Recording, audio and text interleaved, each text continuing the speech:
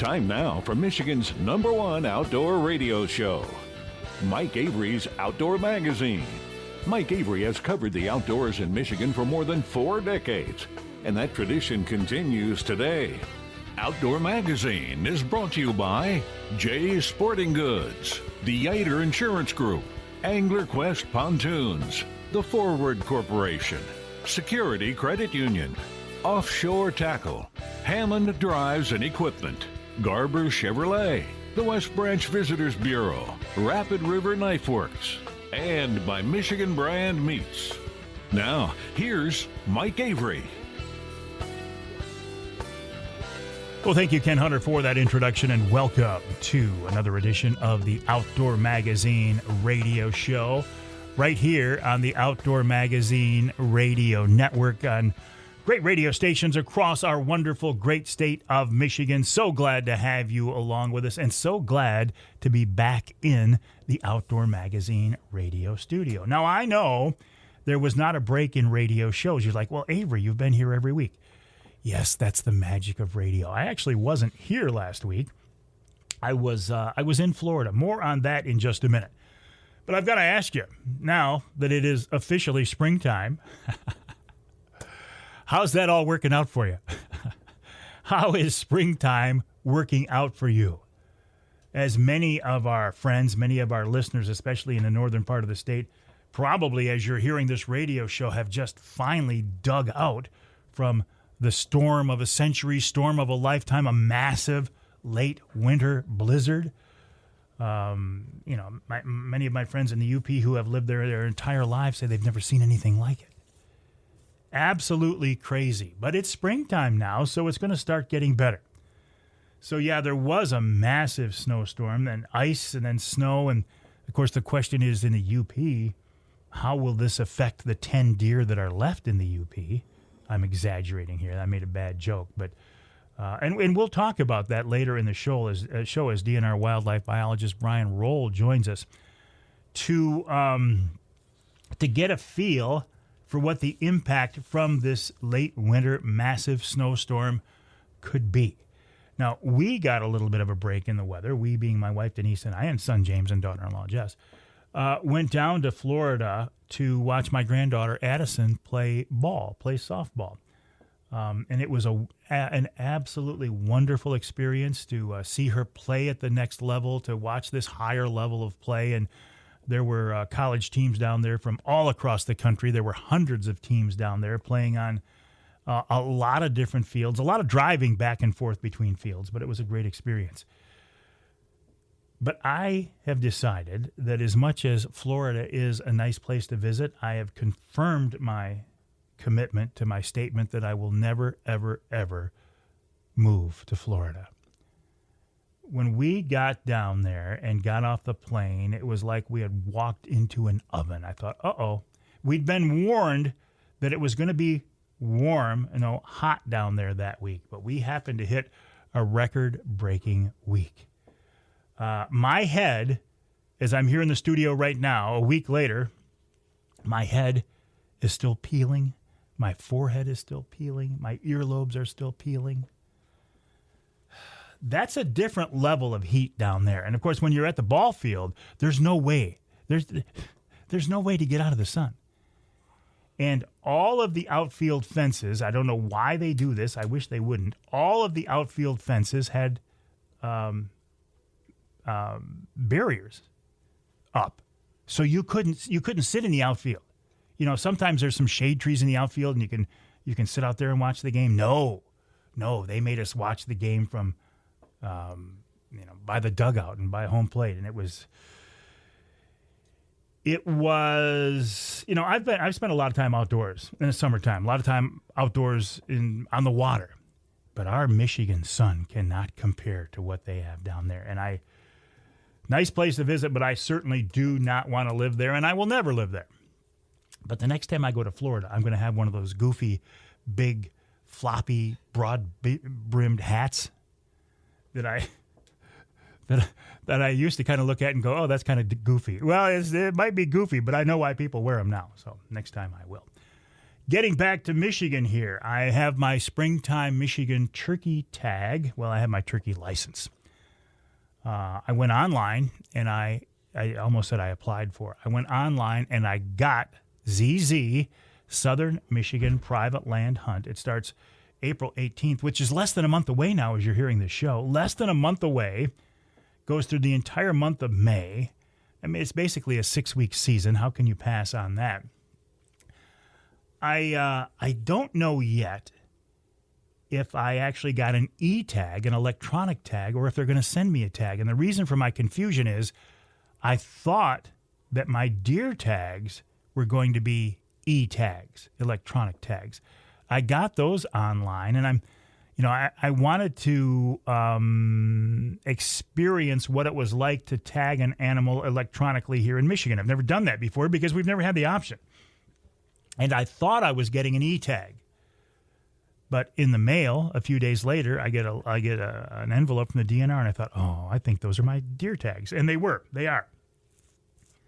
So hopefully my turkey tag is an electronic tag so I can see what that's all about. And here's something, a question I'm throwing out, and maybe you know the answer. I don't know the answer yet. If you have physical tags, paper tags, can you still tag an animal electronically, or do you have to use the paper tag? I don't know. We'll find out. I'll do a little research. Maybe you can answer that for me. If you have the answers, send me an email, mike@mikeaveryoutdoors.com. That's mike@mikeaveryoutdoors.com. That's the best way to get in touch with me for anything, mike@mikeaveryoutdoors.com.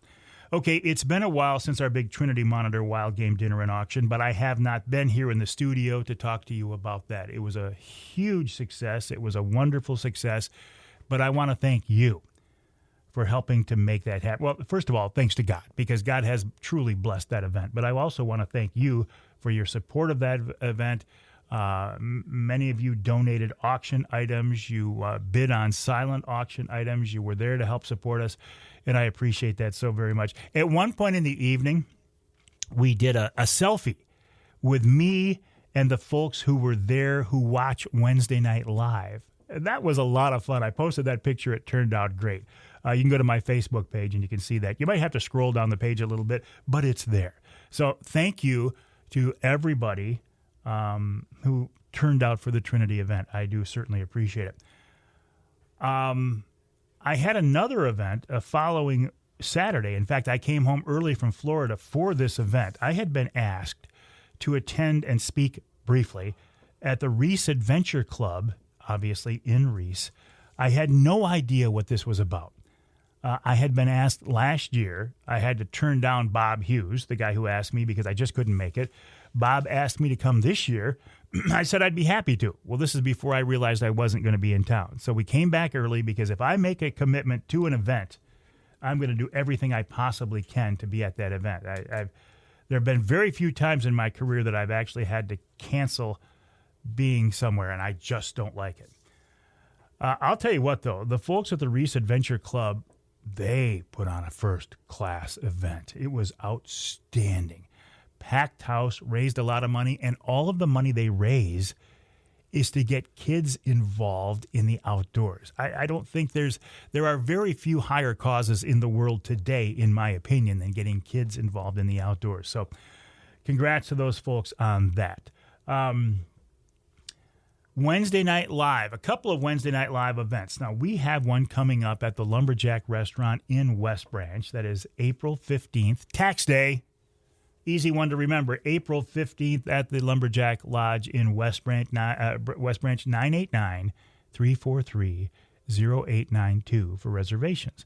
989-343-0892 for reservations. If for some reason you didn't write that number down or you don't remember it or you have a problem, send me an email, mike@mikeaveryoutdoors.com, mike@mikeaveryoutdoors.com, and I will get you hooked up. I'll make sure you get the reservations. I'm not buying your dinner, but I'll make sure that you have reservations for that event. Also on Wednesday Night Live, and we're kind of late this year because we did some time shifting and then I was gone, but we have kicked off the Ham for the Holidays program with our friends from Michigan Brand Meats, and now through Easter, and Easter's coming up pretty fast now, but now through Easter on every Wednesday Night Live, we will give away a ham, a Michigan brand ham for the holidays. All you have to do is tune in, and we will pick a winner every night. So I'm glad to be able to get going with that again. Coming up on this week's Outdoor Magazine show, actually, as I look at the rundown, it's a busy show this week. My first guest will be Mark Tonello. Mark is a Michigan DNR fisheries biologist, and he's talking about the upcoming walleye egg take operation on the Muskegon River. Then Matt Lefler from the Reese Adventure Club talks about that group and why they're so dedicated to raising money to get kids involved in the outdoors. Frankin Hayes then joins me. He is with the Michigan Wildlife Council, talking about the Here for Generations campaign. In hour number 2, Bob Hinds of Central Coast Angling talks about springtime burbot fishing and more, although Bob couldn't get on the water the last several days because of the snow and ice. And then this is very interesting. Brian Roell, DNR wildlife biologist, on how the late winter snowstorm and the winter in general could affect UP whitetails, the 10 deer that are left in the UP. And then in our third hour, let's talk springtime. Let's talk a little springtime turkey hunting with Greg Abbas of A-Way Outdoors, and we'll wrap it all up with wild game chef extraordinaire Dixie Dave Minar. My name is Mike Avery. This show is called Outdoor Magazine Radio. There's a podcast version of. My website is MikeAveryOutdoors.com. That's MikeAveryOutdoors.com. My email address is Mike@MikeAveryOutdoors.com. So glad you're along with us. Stick around. We got 3 hours talking about the outdoors coming up.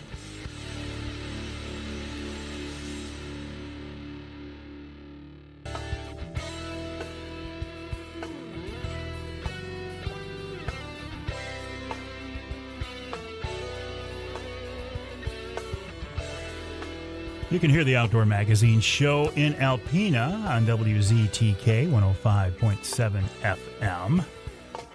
You can hear us in St. Joe, WSJM 94.9 FM, and you can hear us north of the bridge in the Sioux, WKNW 1400 AM. This segment of Outdoor Magazine brought to you by the Linwood Beach Marina and Campground. Linwood Beach can be your year-round Saginaw Bay fishing destination and your mid-Michigan Angler Quest headquarters. For more info, check them out online at linwoodbeachmarina.com. That's linwoodbeachmarina.com. Of course, Linwood Beach, known for being a gateway to world-class walleye fishing on Saginaw Bay. I have been an observer and a participant of the Saginaw Bay walleye fishery for many, many years. There were a lot of times when I followed the DNR crews up in the Tittabawassee River to watch them take eggs, to gather eggs. It's an interesting, fascinating process. But they also do that. On the Muskegon River. Mark Tonello is a DNR fisheries biologist who is intimately involved in that process, and he's with us now on the Outdoor Magazine phone line. Mark, welcome to the show. How are you? Good. Thanks, Mike. Glad to be here. Well, listen, it's a real pleasure to have you here. You haven't started taking eggs there yet, but you will soon. That's correct. Yep. Next week, we typically do an exploratory run, shocking run on the river, either like that last week of early in that last week of March. I think we're planning on doing it the 24th. And that will let us know how many walleye are in the river and how ripe they are. Because those are two, obviously, big factors. Having the walleye there is important, and then they've got to be ripe or they won't give us the eggs that we need. So what's your window of opportunity? How long do you have to get this done before, the fish have to be ripe, but then you got to get them before they drop back down? How long of a period is that? Not a lot. A couple of weeks, plenty for us to do it.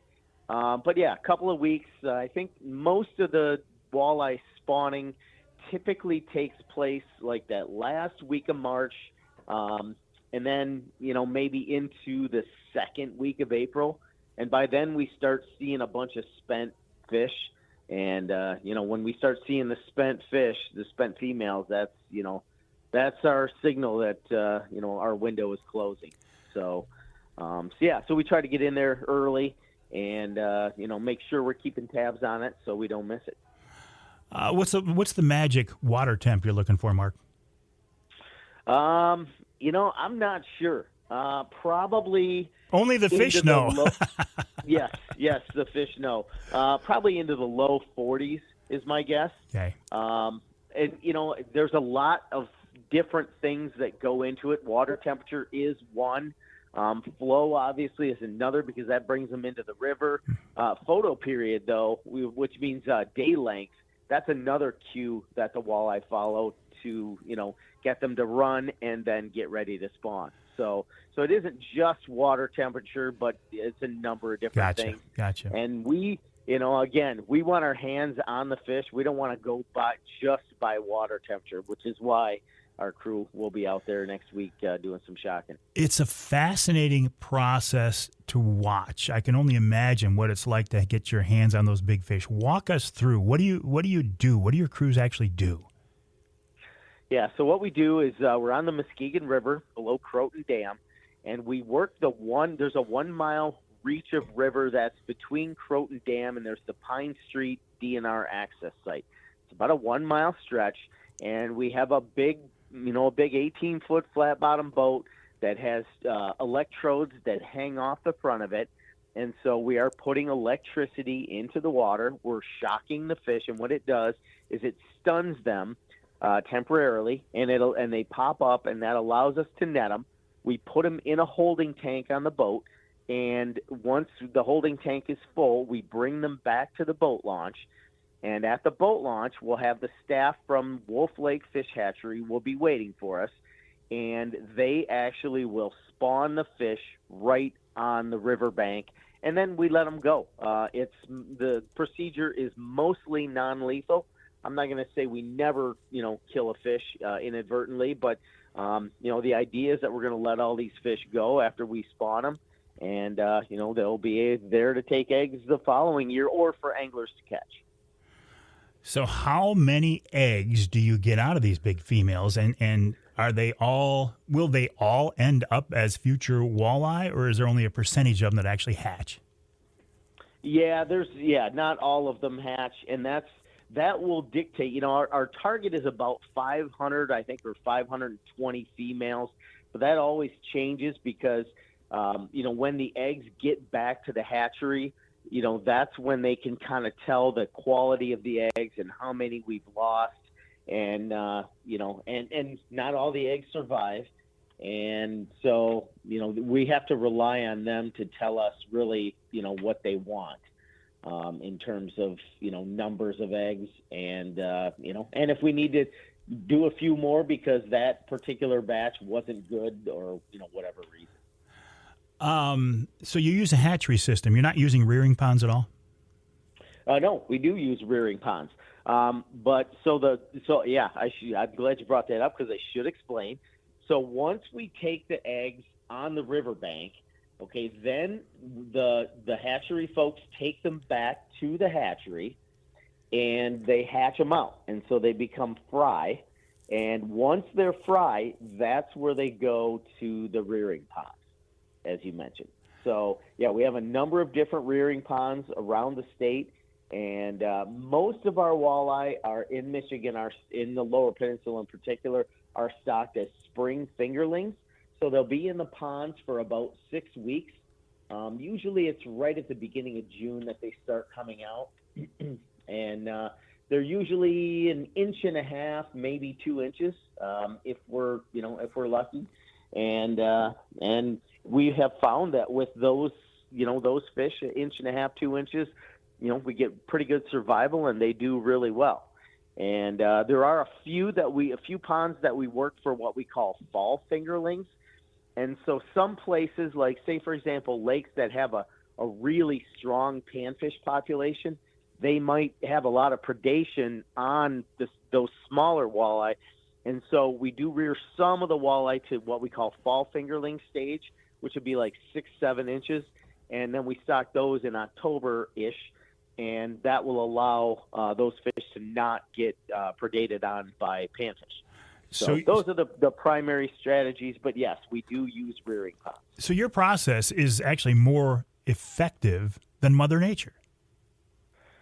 Yeah. So what we're trying to do is, we identify lakes and rivers that don't get natural reproduction, that where Mother Nature is unable to provide natural fish. We typically don't stock walleye into lakes that get good natural reproduction. And so we're identifying those places that, maybe the habitat isn't right and the walleye can't do it on their own. And we know how popular walleye are for anglers. And so that's where we're trying to help Mother Nature out. Boy, walleye really has in the last, several years now. It's become a really popular fish in Michigan, haven't they? I've been doing this for almost 30 years, and I would say they've been a real popular fish. It's a very, I think if landowners had basically every lake wants walleye stocked in their lake. All the landowners, and so it's up to us to figure out which lakes are best, are going to provide a good fishery and have public access and all of those things. But yeah, walleye are extremely popular. A lot of people like to catch them, and lots of people like to eat them. Mark, every year I hear rumors of your crews handling a new state record walleye, which would be 17.3 plus. The DNR shocked a new state record fish. Have you guys ever handled a new state record fish? I have not. I haven't seen one that big. I've seen several over 14 pounds.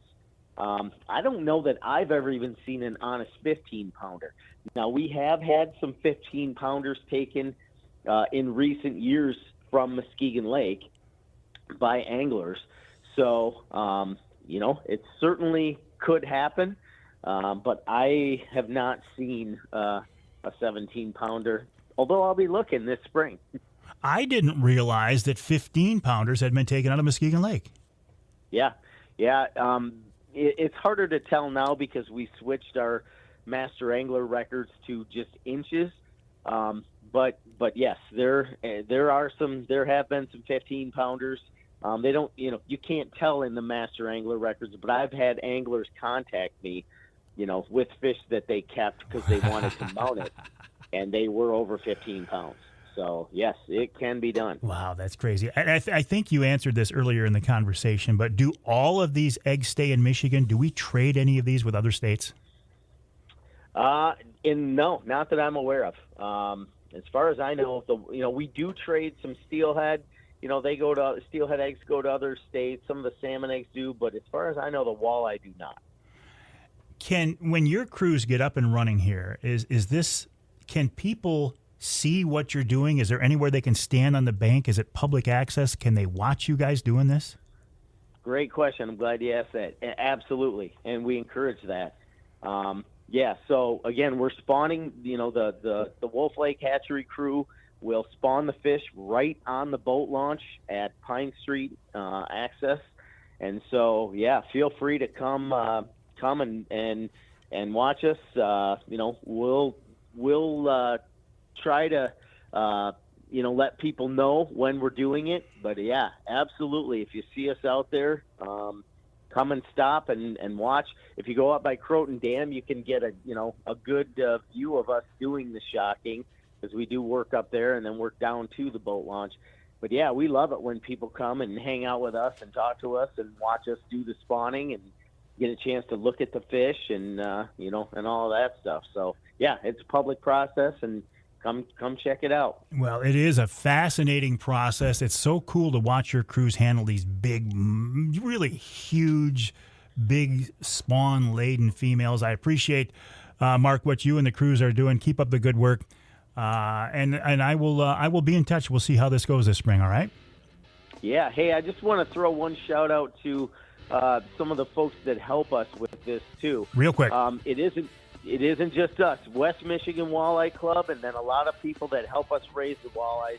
A lot of walleye anglers help us, so we appreciate that. Perfect, Mark, and I appreciate your time. Mark Tonello of the Michigan DNR, michigan.gov/DNR. We'll take a break. When we come back, Matt Lefler from the Reese Adventure Club.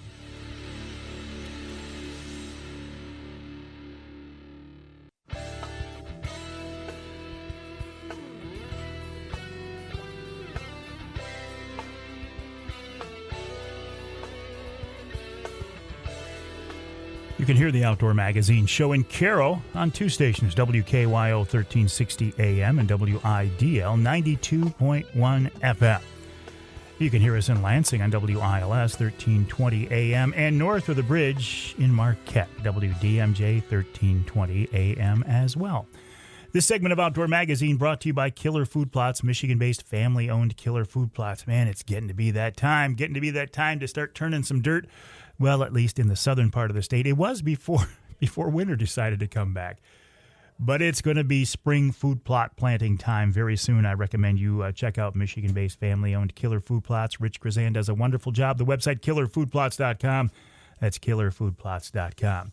Speaking of doing a wonderful job, I told you I was at the Reese Adventure Club annual fundraising dinner last week in Reese. I was so very impressed with the event and the group. Matt Lefler has been with the Reese Adventure Club forever, and he's with us now on the Outdoor Magazine phone line. Matt, welcome to the show. How are you? I'm doing great, Mike. Thanks for having me. Well, listen, it's a real pleasure. When I saw what you folks are about, I said, I got to get somebody from the club on the air to talk about what you guys are doing. But basically, you have been formed to get kids in the outdoors? Yeah, for sure, Mike. It all started, honestly, back in 1995. A fellow teacher, Bob Hanna, and Brian Turbush and myself started the Reese High School Out of Doors Club. We're all teachers, and we are passionate outdoorsmen, and we wanted to do something for within the school. So we provided this Out of Doors Club. It provided a niche for those kids that are passionate in the outdoors to gather and celebrate the outdoors. And then we, of course, organized multitude of activities. And what happened, Mike, is about 10 years after the club started, Brian Turbush is a little bit more adventuresome than me, and he wanted to do some crazy adventures, crazy stuff, like backpacking pictured rocks and going out to Isle Royal and taking kids and exposing them to some of the things that our Great Lakes state has to offer. Well, that required money. So 15 years ago, I assembled myself and those two gentlemen assembled a team of outstanding volunteers, community volunteers, and we've been putting on that Reese Adventure Club banquet for 15 years now, generating an incredible amount of funds, as you noticed there, to do some crazy things for our local kids. Well, and some of those things are providing scholarships to outdoor-related camps. And here's one thing I found very interesting. You buy hundreds of hunting licenses every year just to give to the kids. Yeah. That was an idea inspired by Emma Russell, one of our founding board members. And essentially we partner up with our local hardware stores, one of them in Vassar, one, of course, in Reese, and one of them out in Carroll. And we donate, I guess I can tell you the numbers, we donate $1,500 to each one of those. That hardware store kicks in an extra $500. And so we give away 100 youth licenses per store for those three local communities. And I don't know if anybody else is cranking out that many free licenses, but it's been a win for our local communities for sure. And I talked with some people who were students in the group who are now involved as adults in the group. That's got to be very rewarding. And as I look at this, I think, man, you guys have got it dialed in. You're doing something very special. And I wonder if other groups across the state couldn't learn from you guys, Matt. Well, that's actually one of my motivations, honestly, to talking with you, Mike. We've got a pretty nice template here with the Out of Doors Club right in the public school, and there are so many local towns similar to our small Reese community that would very much support this. And you know as well as I do, we are in dire need of this. Our kids are very much not going outside and really want to do outdoor activities, but they need our adult leadership and our adults to make this thing happen. I was a teacher, and I'll be honest with you. I taught for 30 years at Reese High School. This was the most rewarding portion of my job. So I guess I'm calling out there to teachers and administrators in the school sector, and begging them to take this risk to start these out-of-doors clubs or to start conservation classes. That also is part of it as well. We've got some environmental classes that have been started around the state. I can name drop real quick. Ben Cooper from Valley Lutheran, Kevin Murray from Clare High School, Heather Middleton from Cass City High School, and then the person who took my position, Sam DePrekel from Reese High School. They're all doing fantastic jobs with classes. And then the next baby step would be to start a club and do some after-school things. And you will be surprised of how happy parents are that there is something after school that allows my son or daughter to get outdoors. And some of them are shooting sports, but not all of them. Well, there's no getting outside and doing a habitat work or habitat day. There's no downside to this, Matt. Again, I was so impressed with what you folks are doing. I'm glad to give you a few minutes of airtime to promote what it is, and maybe other schools can do the same. People can find out more about the Reese Adventure Club on the Facebook page, the Reese Adventure Club on Facebook. Matt Lefler, again, congrats on a wonderful event. Congrats on 15 years of getting kids involved in the outdoors. Keep it up. We desperately need this these days. We'll take a break here in the Outdoor Magazine Show. When we come back, another group designed to promote the outdoors, the Michigan Wildlife Council.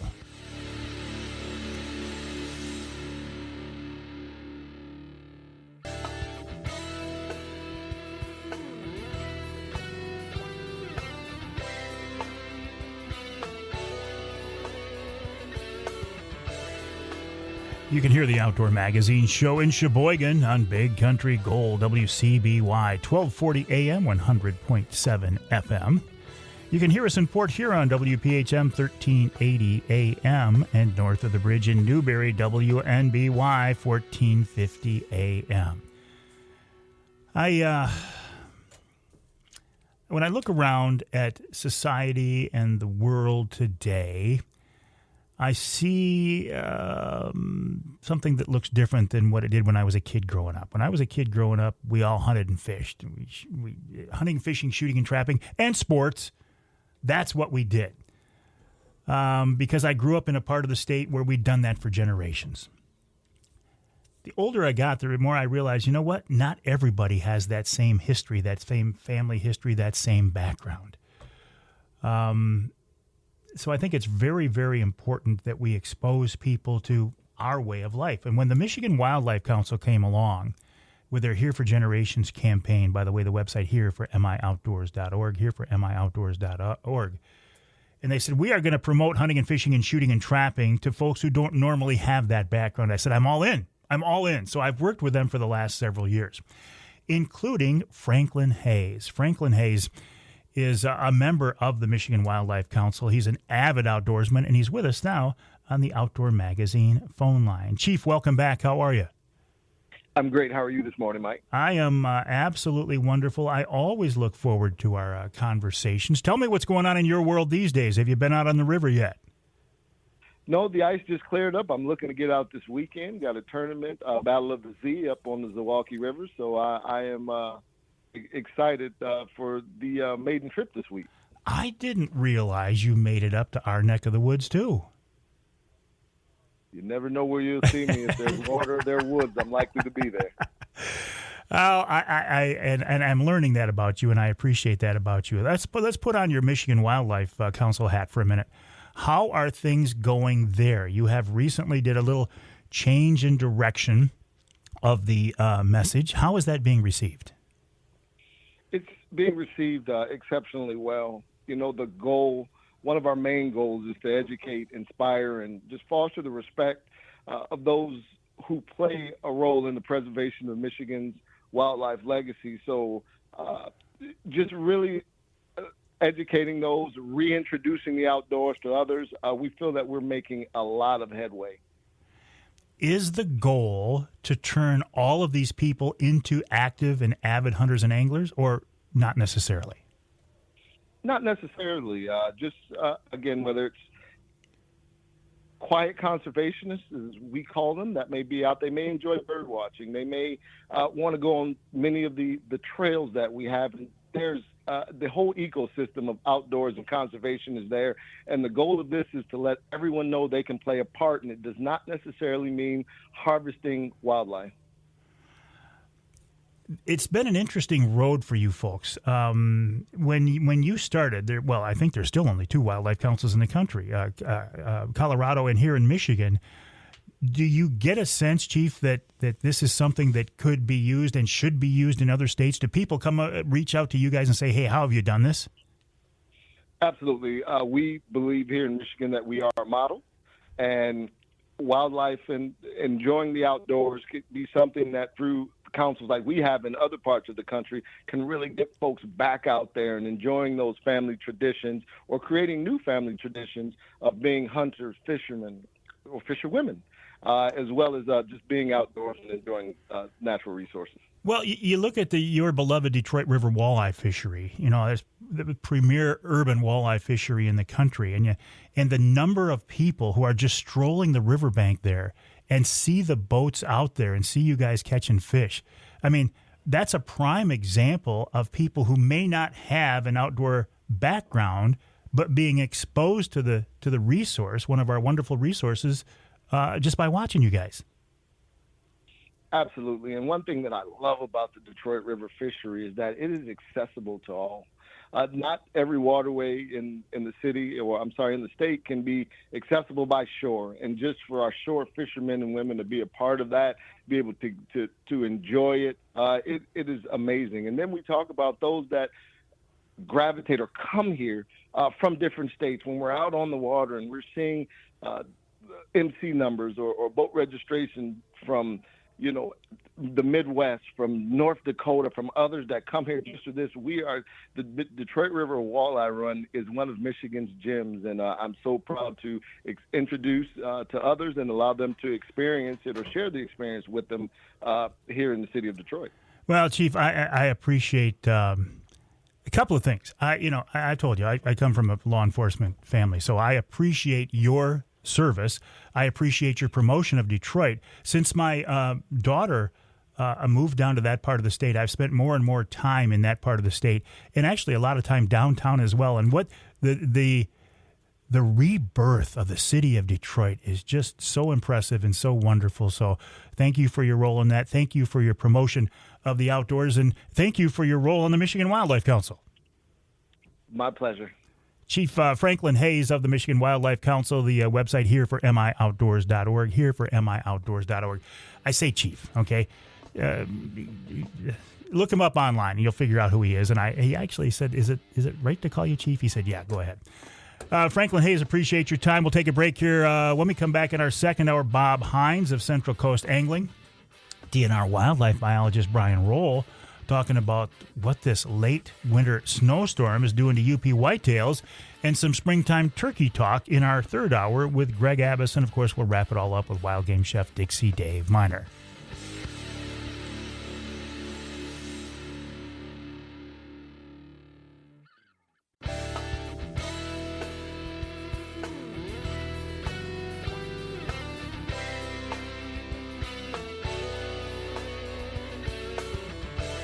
Time now for Michigan's #1 outdoor radio show, Mike Avery's Outdoor Magazine. Mike Avery has covered the outdoors in Michigan for more than 4 decades, and that tradition continues today.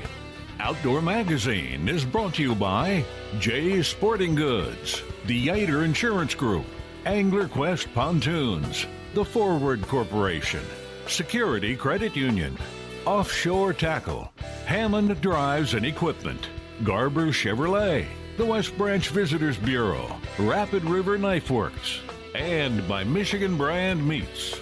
Now, here's Mike Avery. More than 4 decades. Man, that's a long time. It is a long time. This is my 45th year in broadcasting. I started when I was 5 years old. Of course, I didn't do that. Thank you, my friends, for spending part of your weekend. If you're listening to the broadcast version of the show, and by the way, I always suggest the best way to listen to the show, if you can, is on your local radio station, your local AM or FM station. Those affiliates are the heart. They are the backbone of the Outdoor Magazine radio franchise. If you can't hear the show, all 3 hours of it, on your local station, or if you live in some part of our state not covered by the broadcast signal, it is nice to know that there's a podcast version of the show that is available. The podcast is exactly the same content as the radio show, the broadcast version of the radio show, but it's made available somewhere other than your local radio station. Where can you hear the podcast? You can hear it on my website, MikeAveryOutdoors.com.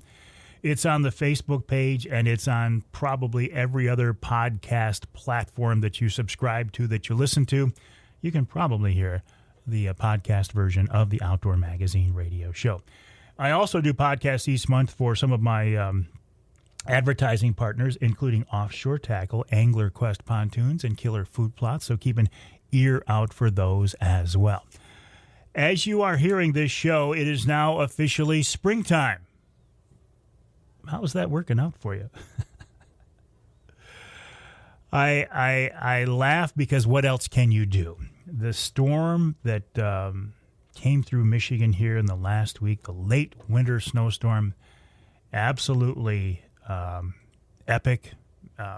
People are calling it it's easy to use cliches, right? The storm of a lifetime, the storm of a century, however you want to look at it. But I talked to my friends in the UP, and they say it's been very, very impressive. And it's changed a lot of plans. For example, Bob Hinds of Central Coast Angling was going to be on the water today as we're recording the show. He was going to be out there with our friends from our friends, the Grillo family from Michigan Brand Meats, and he says, we can't go fishing today. So it seems like a good time to talk to Avery on the radio show, and he's here now on the Outdoor Magazine phone line. Bob, welcome back. How have you been? Good. How are you doing this morning? Well, I'm doing good. Tell me what you're looking at now. You're in the Traverse City area. Have you been able to get out at all recently? This has been the toughest March that I've ever had.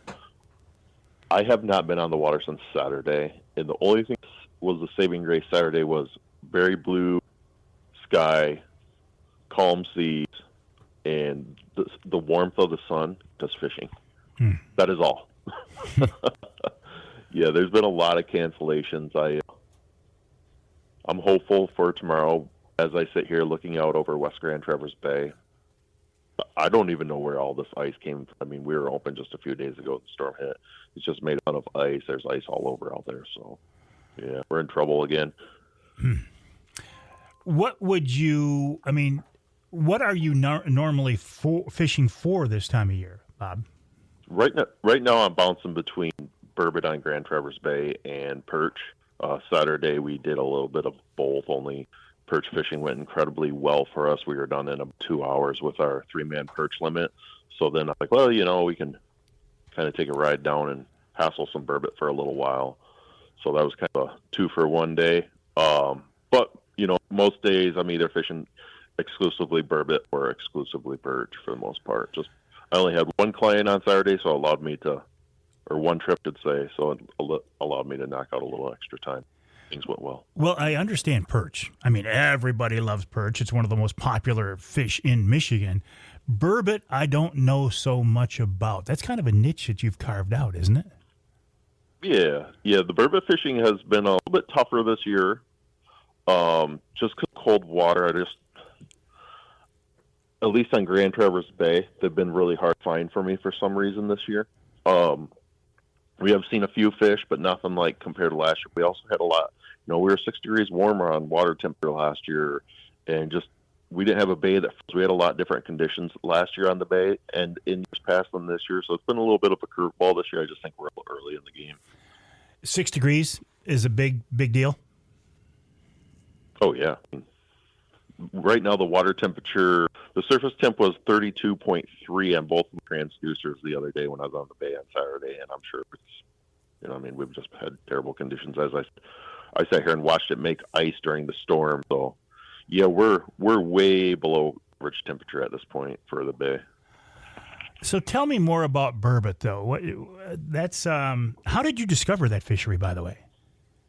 Oh, gosh, I didn't really discover it at all. It's always been here. There are burbot in the bay, and there's a good amount of burbot in the bay. They are hard to find, just because they sit so tight to bottom. You have to be out there a lot to find them. You got to know kind of where they frequent. And I just put in a lot of time, like anything else. You get really good at golf if you spend a lot of time on the golf course. So I spent a lot of time on the water looking for burbot and fishing inland lakes. Torch, Burt, and Crystal Lake. They all have burbot in them. Lake Charlevoix has some burbot in them. I've not fished Lake Charlevoix personally for burbot, but everywhere else I have. And you just I took what I knew over there and then just started applying it to the bay and just kind of started looking into areas where, I figured they should be. And eventually I stumbled onto them and started putting a program together, but it didn't come easy. Do you always find burbot on the bottom? Are they ever suspended? Every once in a while I'll see a fish, lift up a little bit off bottom. When I say lift up a little bit, maybe 2-3 foot. But for most part, they're on the bottom. They go really, really incredibly slow, which is tough on the bay because the rougher it is, if you're out there in 2-3 foot waves on a rough day and you're using your, I primarily use my standard 2D sonar. Live scope really has never caught me any burbot.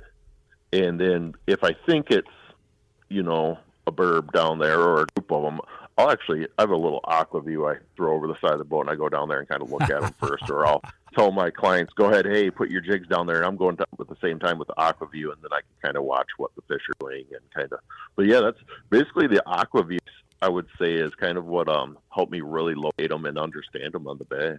Have you had a camera down there when you have clients' jigs and watch them react to the baits? Yes, absolutely. What's that like? It's actually a very handy tool, believe it or not. They're kind of an interesting fish. The way their heads are, they're kind of shovel-shaped, kind of like a catfish, real flat head. And so they have to tilt sideways to eat that bait. You're constantly bouncing off the bottom, stirring the bottom up. And because they're laying on bottom, you have to be just a few inches on bottom. I tell people don't really fish, higher than a foot off them. And I've actually, being me, kind of guide as you will, I can tell people, hey, slow it down, slow your cadence down, because he's trying to bite it. But every time you're yanking so, you're jigging so fast or so tall, high on your jigs that he's actually missing it. Just slow it down. Oh, yep, I just saw him tilt. Yep, he's got it. And then you see him hook up. So, yeah, you can absolutely land the jig in there with that aqua view. It's been a great little accessory to have on the boat, especially I got 3 or 4 folks on the boat. Somebody is probably not hooking as many as everybody else, and that's when hey, let me drop the camera next to you and see what's going down there. So are burbot? So they're a bottom structure fish. Are they a deep water fish? Do you find them in hundreds of feet of water or 30 feet of water? Primarily right now, everywhere I'm looking, even on inland lakes, in the daytime, I'm fishing anywhere from like 95 to 75. In the evenings after dark, they will kind of slide up shallower, and you can get them up in 60 to 50 foot. I do not like working after dark, so all my trips take place during the daytime for burbot. So we're upstairs in those deeper waters. But that's about as shallow as we're gonna get, after dark. And the month of March they come up. Everybody knows they come up the shallowest to spawn. And that's what they're doing right now. They're spawning. So they're a little easier to target. Every once in a while you'll hear somebody get one trolling lake trout on Lake Michigan, or, trolling very deep. They require a lot less oxygen than a lake trout. So they live most of their life on bottom in very deep water. Well, I'm fascinated by burbot. I want to talk with you more about those, Bob, but we got to take a break here in the Outdoor Magazine Show. We're talking with Captain Bob Hinds of Central Coast Angling, his website, centralcoastangling.com. That's centralcoastangling.com. I first got turned on to the Cap by the Grillo guys from Michigan Brand Meat. They fish with Bob a lot, and they say he's a first-class guy. And every time I've talked with him on the show, I've learned a lot. So we'll talk more about burbot after the break. Then we'll also talk about these big jumbo perch. I mean, who doesn't like to catch jumbo perch? Again, Bob's website is centralcoastangling.com. That's centralcoastangling.com. Also in this hour, Brian Roell, DNR wildlife biologist, on how this late winter storm and the winter in general, how is that affecting UP deer? And in our third hour, we'll talk a little springtime turkey with Greg Abbas of A-Way Outdoors.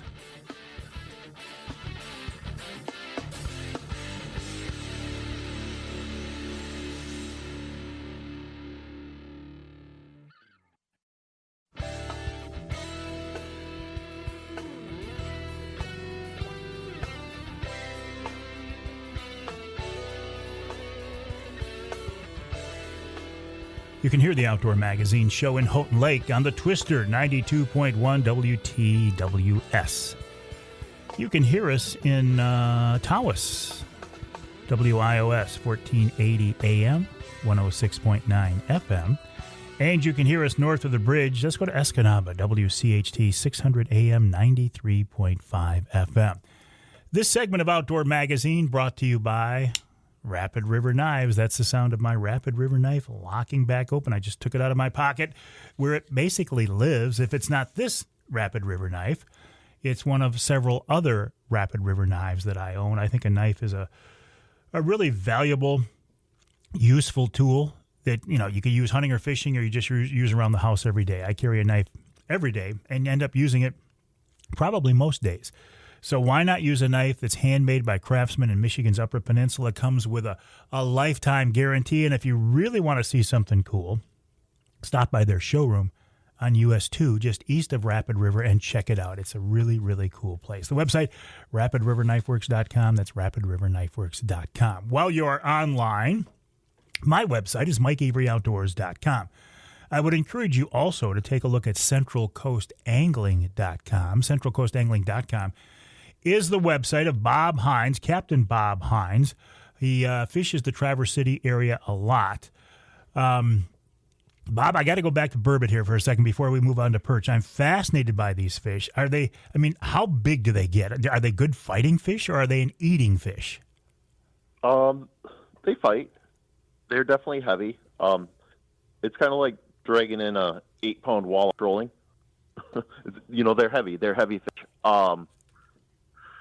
I wouldn't expect any drag screaming runs, maybe one or two, but nothing long. The shape of their body doesn't really, they're not built for, you know, sporting. It's more about the eating, I would say, and then the uniqueness of these fish. I am yet to eat a burbot any way that I wasn't like, wow, that's amazing.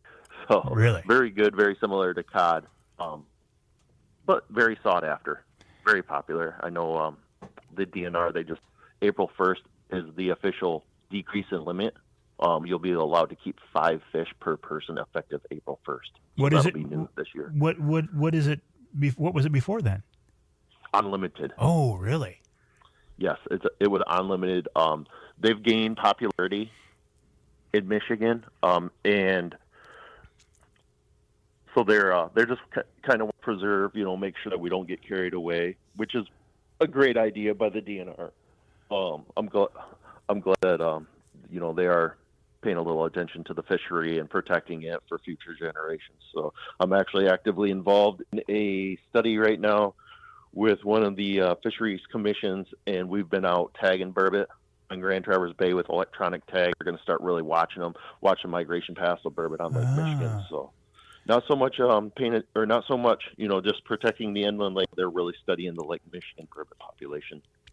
I would think one of the reasons burbot has gained such popularity is because of you.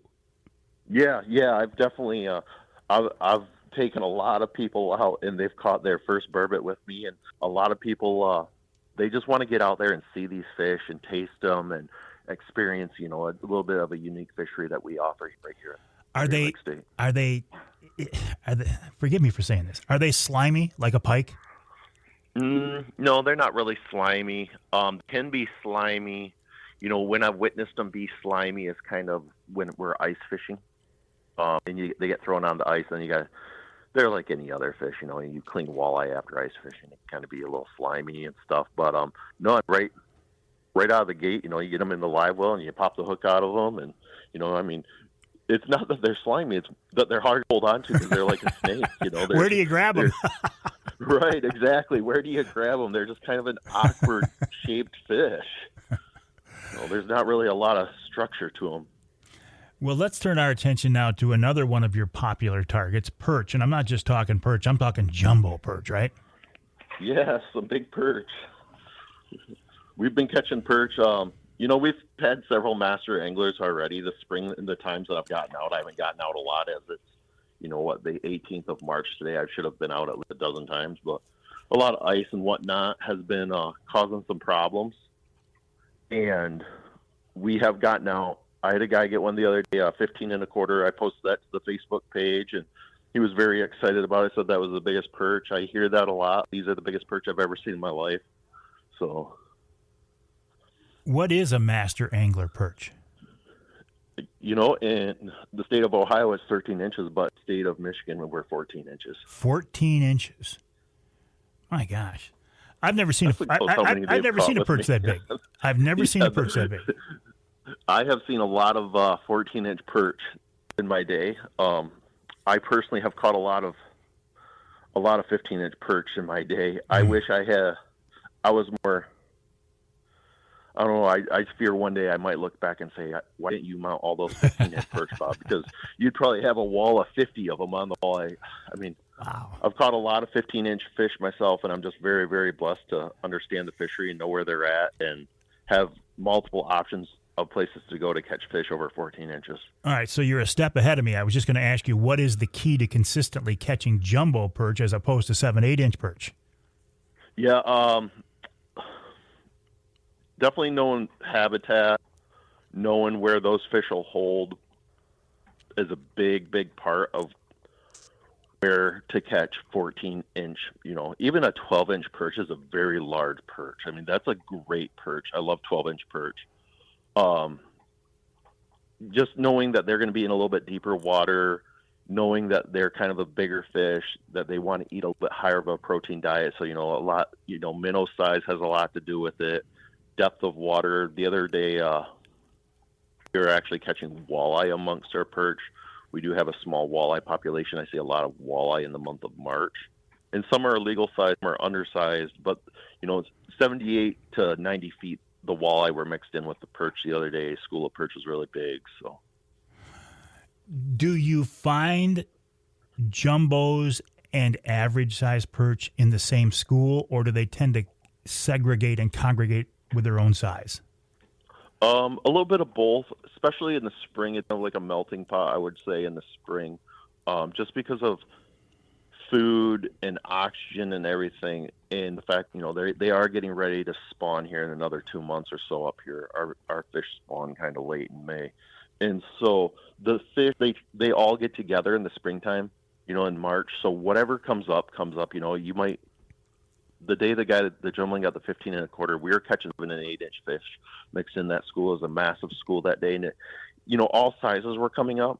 Now I can gear more trophy fish in the month of November and December just by fishing different depths in different areas.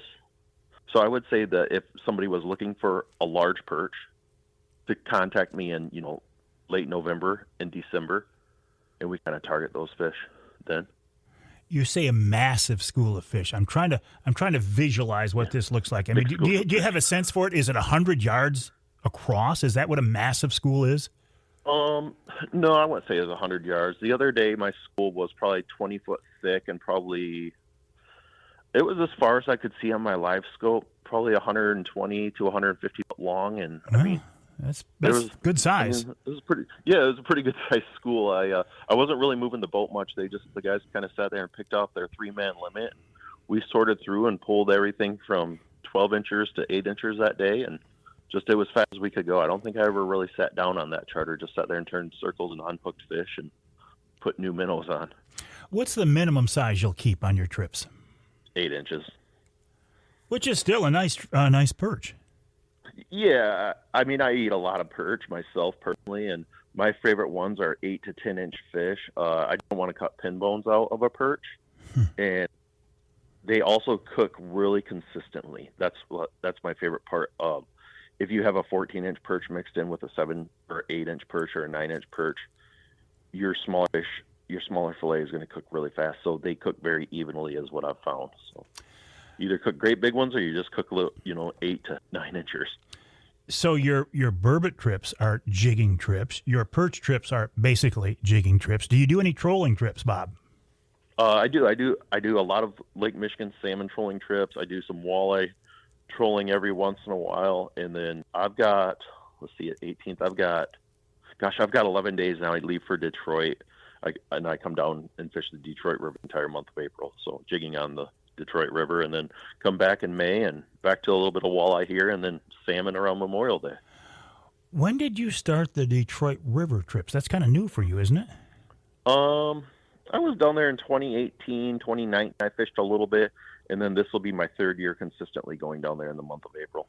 That's got to be a culture shock for you to go from this pristine, beautiful Northwest Michigan down to the dirtier, crowded waters of the Detroit River. Crowded, yes.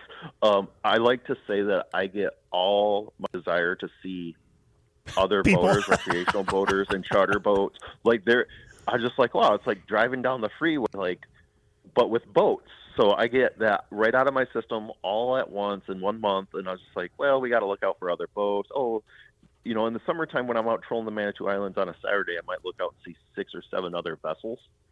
But yet, I kind of have to actually culture shock myself and be like, oh, there are other people that have boats and stuff. So, yeah, I'm very used to being alone up here. Isn't it cool, though, that our state has such fisheries, such diverse fisheries that are absolutely world-class? I mean, we've got everything here if you like to fish. We have probably the best state in the nation for fishing. And that's why we both live here, Bob. Yep. As much as I stare out the window and I watch all the snowfall and the ice on the bay right now, I do tell myself that warmer days are coming, and we're going to have about 80 days of summer. It's going to be amazing. Just remember, we don't have hurricanes and we don't have alligators. Just keep telling yourself that. That's right. That's right.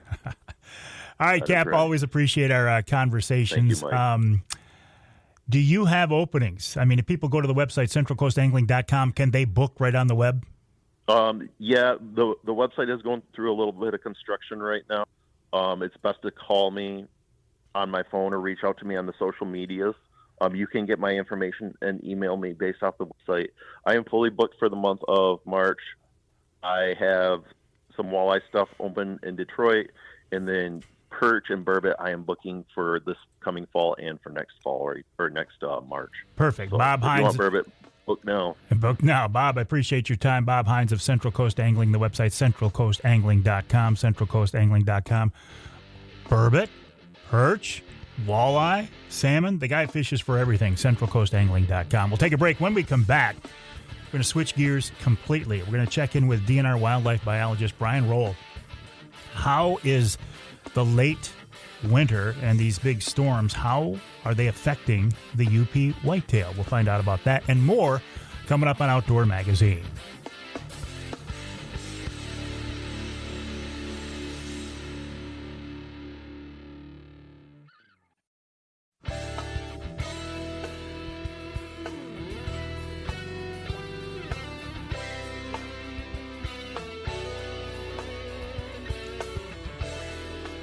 You can hear the Outdoor Magazine show in Houghton Lake on 98.5 WUPS. You can hear us in Holland on WHTC 1450 AM, 99.7 FM.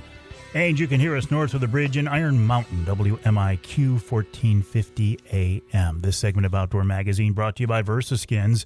Just change your skin for the season you're in. Why buy a bunch of different sets of expensive hunting clothes when you can buy one good quality set, snap on, zip on an outer shell of a different camo pattern in less than a minute? If you need big sizes, 4, 5, 6X, VersaSkins can help you out. Or if you're a saddle hunter, they make jackets specifically for saddle hunters. Check them out online at versaskins.com. Or go to Amazon.com and do a search for VersaSkins brand. VersaSkins, change your skin for the season you're in. Now, right now, as you are hearing this radio show, it is officially springtime, but it doesn't really feel like the springtime season, does it? Or maybe it does where you are in our state. Turning our attention now to the UP, DNR wildlife biologist Brian Roell is with us now on the Outdoor Magazine phone line. Brian, welcome back. How are you? Oh, doing good. We finally dug out. So, listen, you're a Youper. You're a lifelong Youper. Is this as bad as what it looked like downstate? Have you seen anything like this before? I've seen some bad storms, but this one ranks right up there. The only thing that really saved us as far as humans go is it was not wet and heavy snow. So we didn't see the trees coming down and the associated power lines and the problems with moving wet, heavy snow. But with these high winds and the amount of snow, it was definitely one to remember. or like to forget, one or the other. Yeah. All right, well, forget humans for a second. Let's talk about whitetails, or maybe wildlife in general.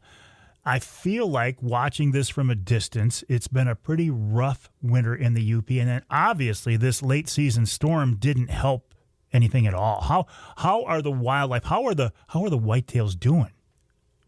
They are kind of at that tipping point right now in many areas of, particularly of the northern, the Lake Superior watershed kind of areas. I've been looking at some bone marrow from deer that were in wintering yards, as well as other areas where they may be getting fed and other stuff. And the ones in the yard are probably a week or two away from getting to that point where they're probably going to tip over. And this just amount of snow, and this was last week prior to the snow that I was seeing that. So when you throw on basically, 35 inches of snow on top of that, obviously it's not going to be very good for them. And really, what we are more concerned about is how long is this snow going to stay? Because that's really where the rubber meets the road with whitetail deer is when is this going to melt? So we're 82 days into the average over 12 inches of snow where we measure winter severity for whitetail deer. Right now, the average snow depth in the UP, and this is across the whole UP, is now 35 inches. So you get up in the north part, you're over 4 feet of snow on the level. So, the energy needed to move through that. Now, obviously, we had some melt and we got some crust and other things, and they developed trails in those yards and stuff. So,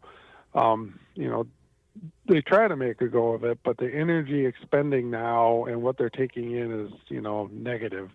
So they're really in that downhill decline, and where do they hit that cliff? That's going to be variable depending on wintering complex quality and how much longer this snow holds on.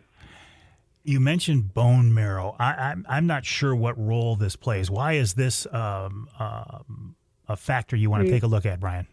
So it's the last place deer are going to start metabolizing fat reserves.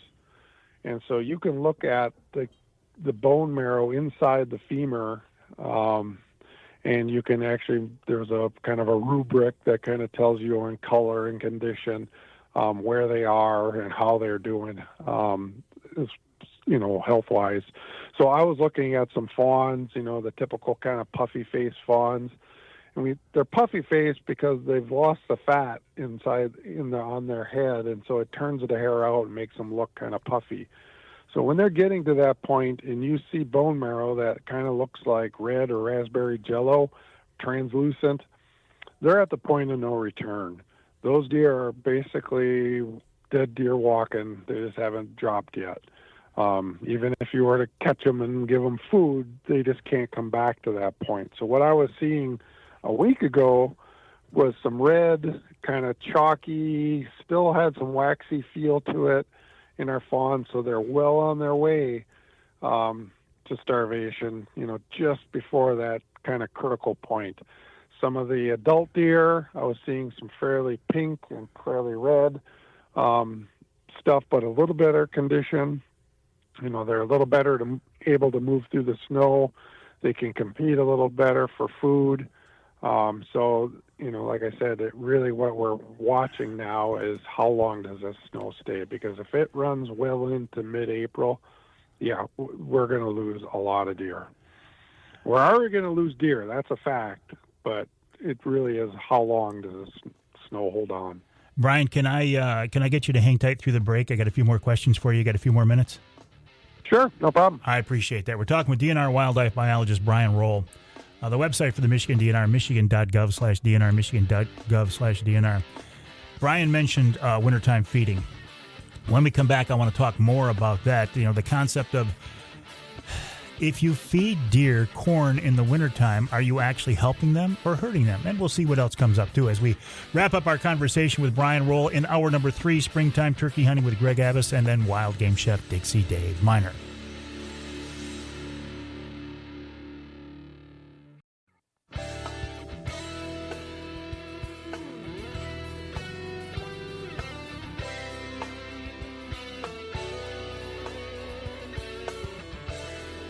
You can hear the Outdoor Magazine show in Ludington on News 97, 98, 98.7 WLDN. You can hear us in the Thumb, Sandusky, WMIC, 660 AM, 95.3 FM. And you can hear us north of the bridge in Manistee, WTIQ, 1490 AM, 95.3 FM. The Ask Avery segment is brought to you each week by the good folks at Security Credit Union. Security Credit Union loves to work with outdoorsmen and women, and they can help you with your next outdoor adventure. Check them out online at securitycu.org. That's securitycu.org. The way this segment works is this is your chance to get involved in the content of the show. You can ask me a question that you want me to answer directly, or maybe something you want me to pass along to folks in the DNR, or something that maybe I have access to easier than you do. The best way to get those questions to me is to send me an email, mike@mikeaveryoutdoors.com. That's mike@mikeaveryoutdoors.com. Now, occasionally, I take a little liberty with this segment, as I'm doing this week, and I make the Ask Avery segment and Avery asking an expert directly a question. And we're talking with Brian Roell, DNR wildlife biologist, and I have a few more questions for Brian. Brian, appreciate your time this weekend. You mentioned in our first segment about feeding deer in the wintertime. Now, obviously, we can't do this here downstate. You can do it there in the UP. I have heard online reports, and you know what I think of online reports, but if you feed deer, you're actually not helping them, that you could be hurting them. Is that true? Corn, feed them corn? It is a double-edged sword. So you have to remember, deer, their metabolisms change in the winter to a more woody browse. And if you were to take a deer, say today, and give them, dump a 5-gallon bucket of corn out there, that would probably kill the deer. It's just like anything. You can't eat a 5-gallon bucket of hamburgers without feeling pretty bad. But what actually happens is they can actually build up lactic acid. They just can't metabolize that amount of high-quality food that quickly with their digestive systems in the winter. Now, you can feed deer starting, in the fall, if you kind of feed them all along little bits of corn and those kinds of stuff, and they have limited access to it. The problem is if you just start feeding now, and those deer can be in trouble. So you have to look at what you're feeding. The pellets are a little better, but the deer often don't really like them all that much. They're going to prefer the corn or the silage or whatever it is. And then the other problem you have is, particularly for the young deer, is those adult does become quite protective of those feeding sites, and they often won't get the food. And your feeding site is probably not in the thick swamp that's going to give them some shelter from the wind and from the snow. So now you're bringing deer out into a habitat where they not necessarily have the cover they need, and now that little fawn isn't getting food, so it can be troublesome. And the last thing I'd like to add to that question is, often people will start in the fall, and it's kind of neat. I got, 3 or 4 deer that are coming to my yard, but then by midwinter, I have a dozen. By late winter, I have 30. It becomes expensive.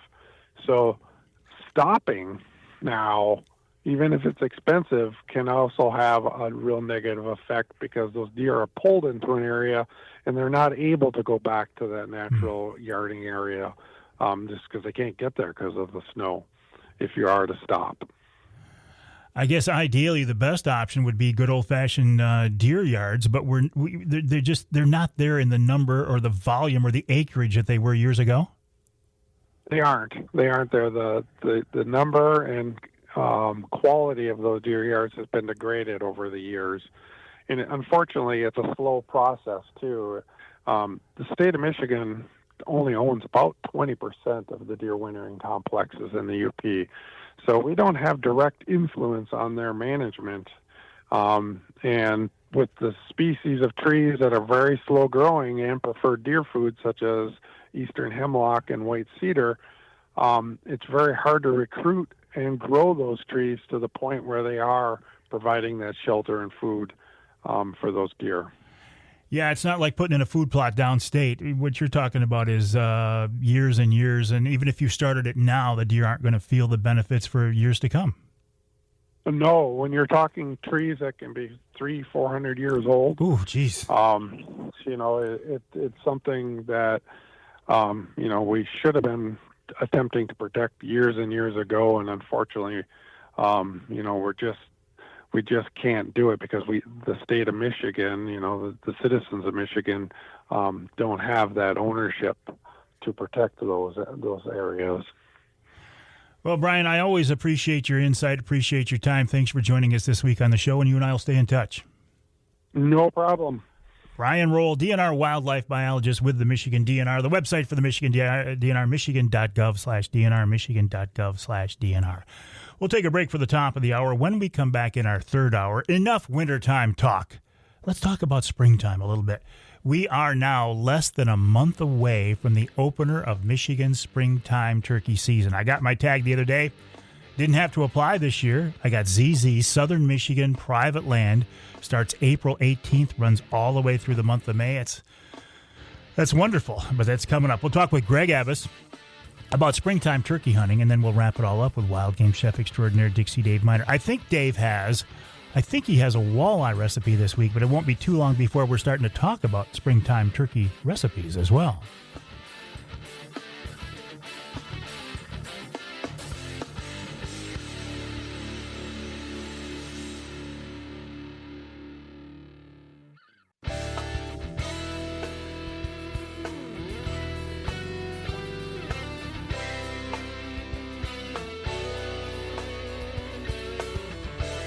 Time now for Michigan's #1 outdoor radio show, Mike Avery's Outdoor Magazine.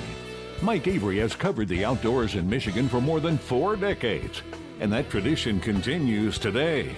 Outdoor Magazine is brought to you by Jay's Sporting Goods, the Yater Insurance Group, Angler Quest Pontoons, The Forward Corporation, Security Credit Union, Offshore Tackle, Hammond Drives and Equipment, Garber Chevrolet, the West Branch Visitors Bureau, Rapid River Knife Works, and by Michigan Brand Meats.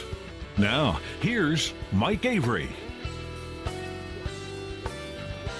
Indeed, this is the big guy, Mike Avery. Thank you, Ken Hunter, for that introduction. And welcome to hour number 3 of this week's Outdoor Magazine radio show, right here on the Outdoor Magazine radio network on great radio stations across our great state of Michigan. Well, it's been an interesting time lately, hasn't it? I mean, as you're listening to this radio show, it is now officially springtime. Hasn't felt much like springtime lately, has it? But it's something to look forward to. And for me, springtime is primarily a turkey hunting season. I absolutely love turkey hunting. I don't pretend to be very good at it. I don't pretend to be an expert at it. But I'm telling you what, if you have not hunted turkeys in Michigan in the springtime, I would strongly encourage you to give it a try. You don't even have to take a bird. You don't have to harvest a bird. But I'll tell you what, the first time that you make a call for a bird and it responds, it gobbles you are probably going to be hooked. I have not done anything in the outdoors that allows me to have the interaction with the critters that turkey hunting does. It is a fascinating sport. It is a sport that wasn't available here in our state when I was a kid growing up, so I'd love to take advantage of it these days. There are a couple of people that I credit what little knowledge I have for turkey hunting, and one of them is especially Greg Abbas. Greg Abbas of Away Outdoors, awayhunting.com. This guy has been around the turkey hunting world in Michigan as long as I can remember. He's a 6-time Michigan turkey calling champ. They made so many wonderful turkey calls over the years. He's been a turkey hunting guide. Much of his success, in fact, I think all of it, on public land, which is not easy. So when Greg Abbas talks turkey, I listen. And he's with us now on the Outdoor Magazine phone line. Greg, welcome back. How you doing, buddy? Oh, I'm doing great. The Lord let my eyes open this morning, so it's a good day. It's a good day. So, you're not still guiding turkey hunters anymore, are you? Nope. Just guide my daughter and my dad when he wants to go, and I'll go out and tinker with them myself, and just enjoy the outdoors. And springtime is my favorite time of year. And like you said, you hear that gobble, and boy, it's spring. Oh. And like you said, for those beginners, the first time they hear that gobble and he responds to your call, you are hooked.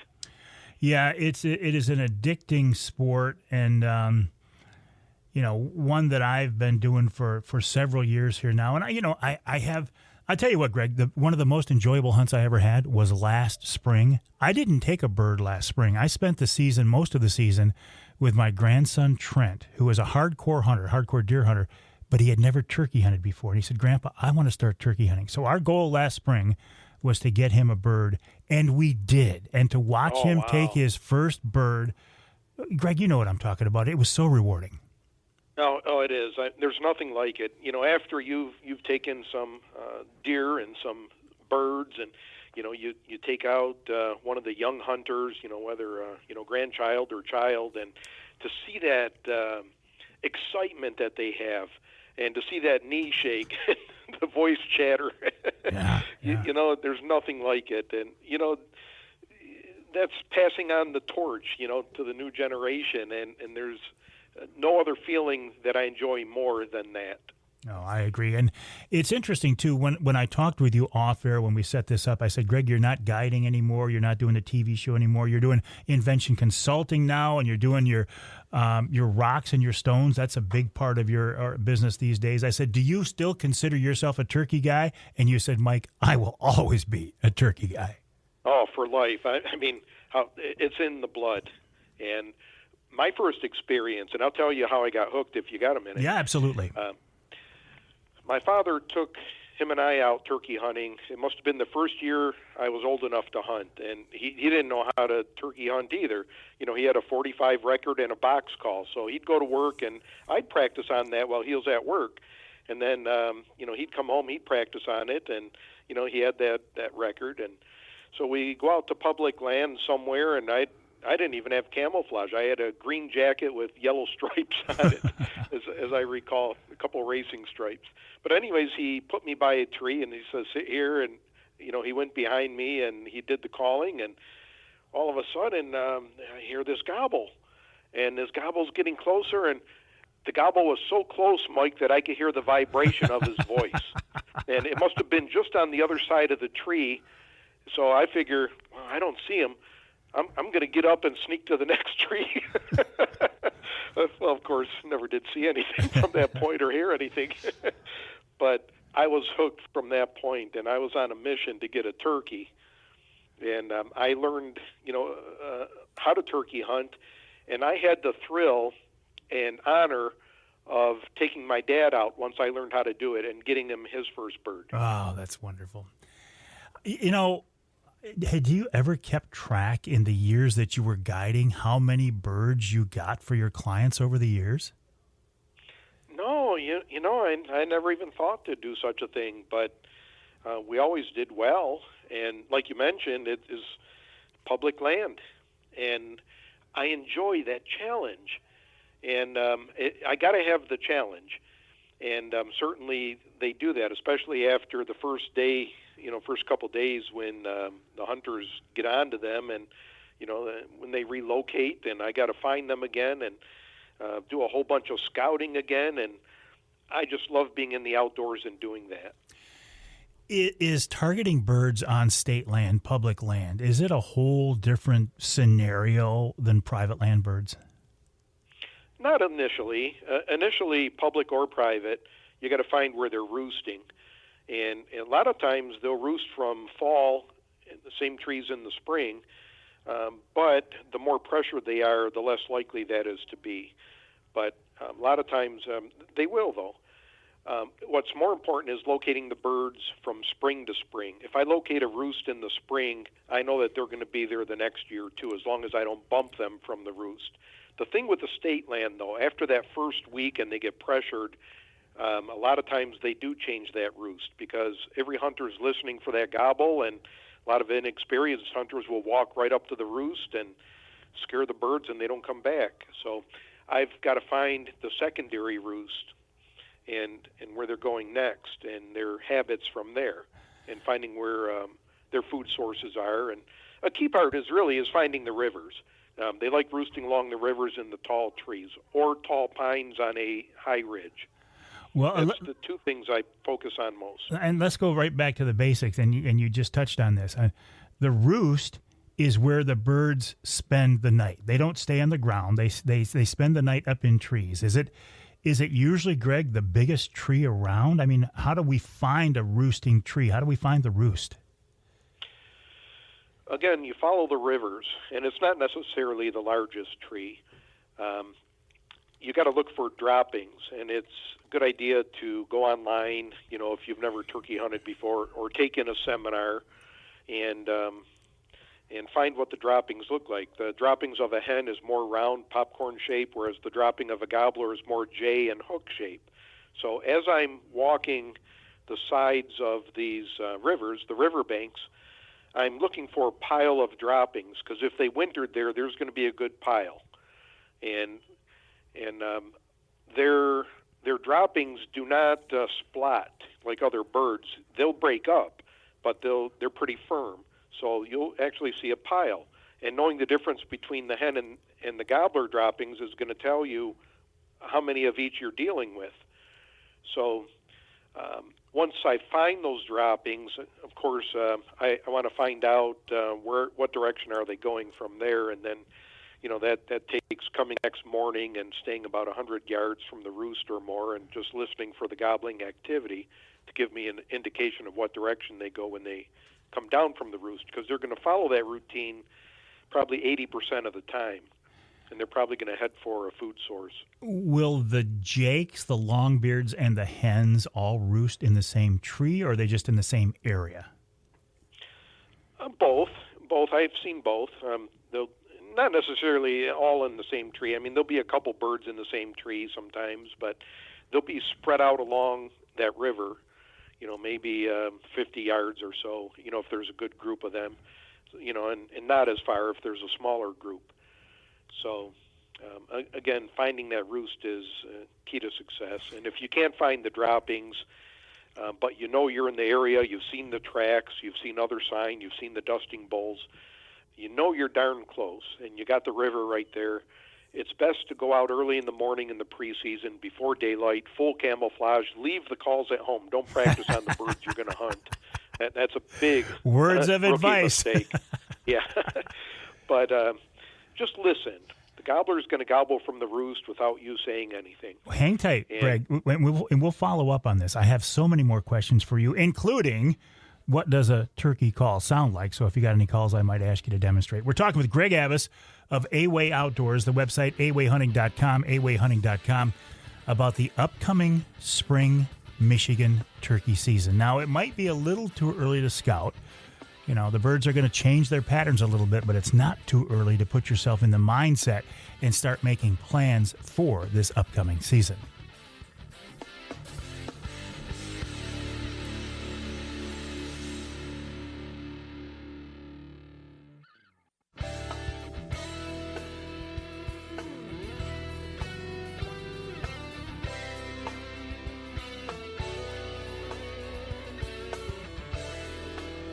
You can hear the Outdoor Magazine show in Manistee on WMLQ 97.7 FM. And look at and you can hear us in Tawas, WIOS 1480 AM 106.9 FM. This segment of Outdoor Magazine brought to you by Reader Landscaping. For more than 60 years, the folks at Reader Landscaping have been taking care of the needs of their customers. And those needs are, they're so broad-based. They're from maintenance to projects to pools. I mean, it's just across the board. For me, it ends up being maintenance and different projects. Now, there was a time when I had the guys from Reader do, mow my lawn and everything else. And I thought, well, you know what? That one's crazy because I could use the exercise. I'll do that. But the other stuff, the projects that I technically have the ability to do, I have the knowledge to do, but I'm thinking, do I want to spend the time on these anymore? No. I get in touch with John at Reader. I say, John, here's what I need to have done. He sends over a crew or 2 or 3 or 4 or whatever young guys. They do it a lot easier than I do. They get it done a lot more quickly than I do, and I move on and do some hunting or fishing. It's a win-win all the way around. Check them out online at readerlandscaping.com. That's readerlandscaping.com. If you get a relationship going with Reader, you can get a project, what do we call it, a supervisor like I do with John, and he'll take care of everything. They've been doing it for 60 years, so that you know they're doing it right. readerlandscaping.com. Another guy, I don't think he's been doing this for 60 years, but Greg Abbas has been in the outdoor industry and an outdoor expert for a long, long time now. He got started, at least he came to the public attention, in my eye, as a turkey hunting guide, a turkey hunting caller, a turkey hunting expert. And these days, Greg still knows a lot about turkey hunting, that's for sure. Hey, Greg, as always, I appreciate your time. I consider you to be one of the truly good guys. Well, likewise. So let's talk before. Okay, do you have any turkey calls with you? Of course. Avery, that was a stupid question. No, it wasn't stupid. Let's talk about turkey calls for a minute, and then we'll talk about when to call and when not to call. But I want to hear, to get my blood flowing, a turkey hunting call from you, Greg Abbas. All right. Let's do an excited hen.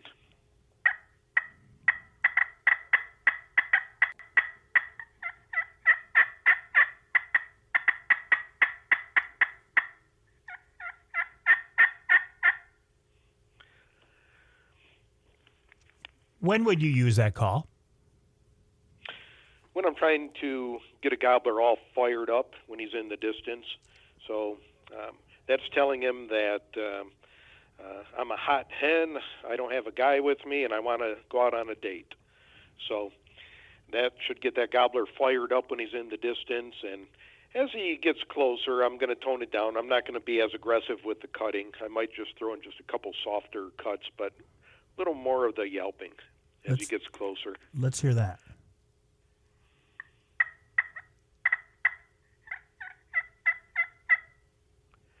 And then I'll go quiet for a while and give him time to walk in. You don't want to carry on a conversation with a gobbler, because at some point he's going to, when he reaches that critical 100-yard mark, that's where you win or lose him. And people think they have to just keep calling loud, and his hearing's 4 times better. So you got to act like you're talking to a human at about 20 yards, when he's at 100. That's how much better his hearing is. So softer is better, less is better. Then once he reaches that critical 100-yard mark, I'm going to pull out the little push-button call with a volume control. I was previously using a slate call there. And then when he reaches that 100-yard mark, I'm going to switch over to the one-finger call there, and it does really nice purrs. That's a feeding call of a hen. It's a nice contentment sound to the gobbler, and just a couple calls like that. You don't want to carry on that conversation, and especially when he reaches 100 yards and in. If he pinpoints you, he's probably going to do that wide circle around you because he gets suspicious, and he's going to keep going, and you lose him. So better to, with that little push-button call, even though I can make any sound a hen turkey can make on any turkey call, this one excels 100 yards and in And that's where you win or lose the bird. So, I mean, no matter how good you are as a turkey caller with the mouth call, the box call, the slate call, these push-button calls are excellent. Our little turkey trooper here. And I like to point the call away from the gobbler. So if he's coming head on, I'm going to point the call behind me so I throw the voice further beyond and make him think I'm another 100 yards beyond. So when he comes into gun range, he hasn't even slowed down yet. He's trying to close the distance, and, he's been shot. You talk about going quiet, though. Do. You talk about going quiet. To me, that is one of the hardest things for a beginning turkey hunter to do, because the back and forth is so rewarding. It's so exciting that you just want to keep doing it. But as you say, eventually, it's not in your best interest. You're hunting longbeards on public land. You better not get too loud. These are the tactics to use. Now, private land with jakes, yeah, you know what? You can keep calling, and they're going to keep gobbling all the way to you. And, jakes, to me, they're the most fun. But, I love the thrill of that longbeard who's very smart and wily, and he's been called at, he's been shot at, and he's seen all kinds of box calls. He could tell you what brand you're using on public land. So, you just got to hone your own skills and outsmart them. For our new turkey hunters, talk about jakes. What are they? How do they behave? And are they a legitimate target for a hunter? Yeah, as long as they have a beard. That's the law in Michigan. And usually jakes have a small beard protruding from their chest, and they'll usually hang out with their, a couple brothers that hatched out with them the previous year. And they're kind of like teenagers.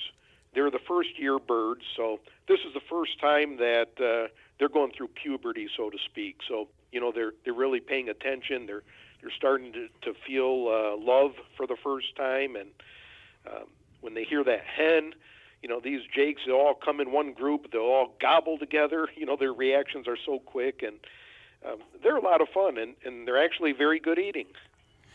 If you know what you're listening for, if you have a little experience, though, you can usually tell a jake on the roost or a group of jakes coming in, right?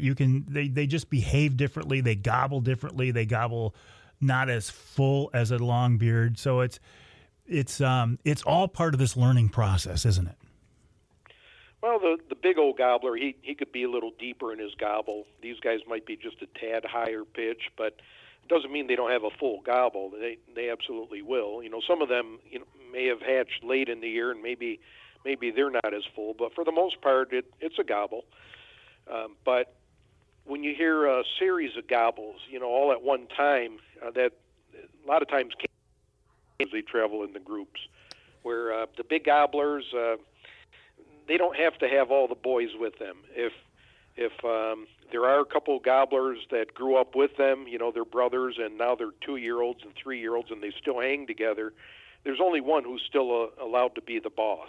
The other guys can gobble, but only one guy can hook up with the hen. You mentioned earlier, too, about setting up near the roost. To me, that was a very hard lesson learned, because when I found where the birds were roosting, I wanted to be close. In fact, there was one time I accidentally set up and they flew down into me. Though it was a very cool experience, it's not the way you're going to kill a bird by setting up too close to the roost, at least not routinely. Right. There's a lot of things that can go wrong, especially if you accidentally, and I've done it too, you accidentally set up or they change trees on you, and the gobbler's right above you, and oh no, this isn't good. I mean, you can't even swat at a mosquito or blow it off your nose. You just got to hold still and hope for the best that they don't see you. I've had times where they've flown down and my hunter's gotten the bird, but I don't like that, because I just ruined it at the roosting area. I don't want to be at the roost. I want to be at least 100 to 125 yards from the roost, because if we blow it away from the roost, if we happen to scare him, he's still going to roost in the same tree. If you take a shot at him or you scare him at the roost, they may not come back. And how do you know, once you find the roost, where do you set up in relationship to that roost? Which direction would you be? Well, that's where your scouting comes in. So let's say we're on public land. A lot of times these birds are going to walk those 2 tracks. So they'll fly down, and let's say you're doing your scouting early in the morning before the season, and you hear the gobbling going in a certain direction. Let's say it's going off to the west from where the roost was, where you think the roost was. So now you walk over by the river where the group of trees where you think you pinpointed the roost. You find those droppings, and you pretty much have a good idea where they're roosting. Now you go back to that trail and look at their tracks. What direction are they traveling when they get off the roost? So I'm going to walk down that trail, maybe 100, 125 yards away, and I'm going to look for a nice tree that's maybe 20 yards off of that trail that's bigger than my outline that I'm going to set up on come time for the hunt. And when it comes time for the hunt, I'm going to already be in the direction that they normally travel as a habit. So I've got a lot working for me. I may not even have to call because they're already going to come in my direction, but that's the fun of it. I got to call. Yeah, you have to. I may give out a tree call when he's up in the roost just to confirm in his mind that, yes, there's a hen already in the direction you want to be.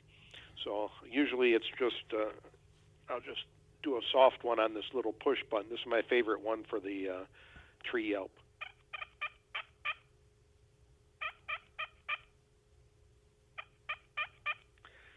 So I may just give out just a couple yelps like that. That's just a hen waking up in the morning, and he's going to answer you. And don't keep calling. You don't want him to pinpoint you or attract coyotes. You know, the more you talk, you could attract them, and he can attract them, and then your hunt's ruined.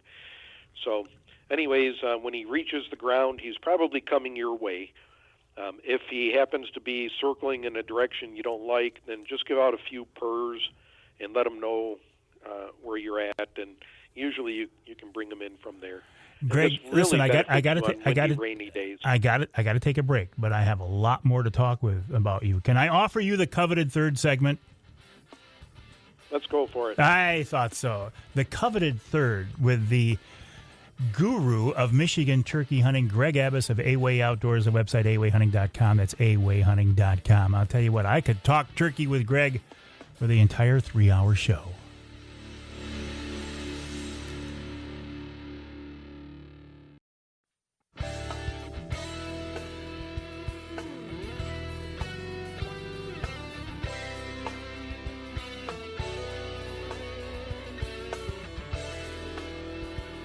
You can hear the Outdoor Magazine show in Muskegon on WKBZ. That's 1090 AM. You can hear us on the other side of the state, Saginaw. WSGW AM and FM, 790 AM, 100.5 FM. I am in the studios of WSGW right now. And for these 3 hours, I call this corner of the building the Outdoor Magazine studio. Earlier in here was young Jonathan Dent. Now in here with me is, I wasn't going to say that, the experienced Charlie Rood. I treasure both of these guys. I value both of these guys. I consider them friends and a big part of the Outdoor Magazine show, and I appreciate them. There's nobody out there, though, Charlie. The weather still is kind of, it's been a weather roller coaster, and right now there's nobody out there, and there's nobody yelling, Charlie, Charlie. They will. When the weather finally settles down and gets nice for good, Charlie, Charlie. Now, if Jonathan Dent is in this business for another 30 years, eventually they'll be chanting Jonathan. But so far they're not. So that's just the way it is, John. You just got to deal with it. Right now, talking with Greg Abbas of A-Way Outdoors, awayhunting.com, awayhunting.com, one of the most knowledgeable turkey hunters I know, a guy I have learned so very much from. Greg, so many things we could talk about. Let's talk about midday dusting bowls, because this one I put squarely on your shoulders. I learned this from you. Tell me about them and why they're a valuable tool for turkey hunters.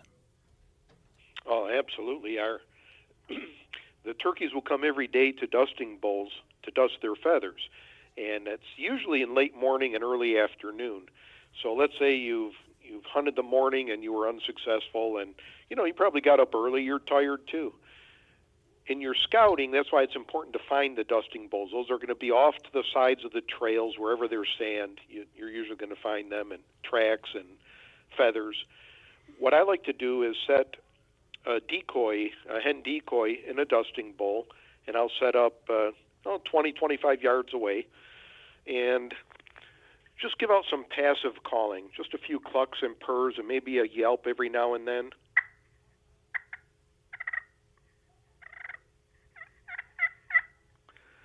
And don't say nothing for about 20 minutes, 30 minutes.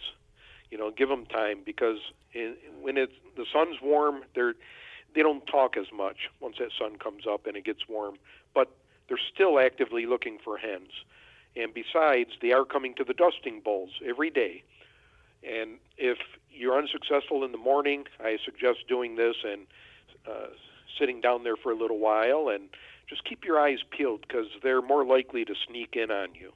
But it is an excellent tactic. They go to these every day, and you find a dusting bowl, and if you're patient enough, you will get a bird there.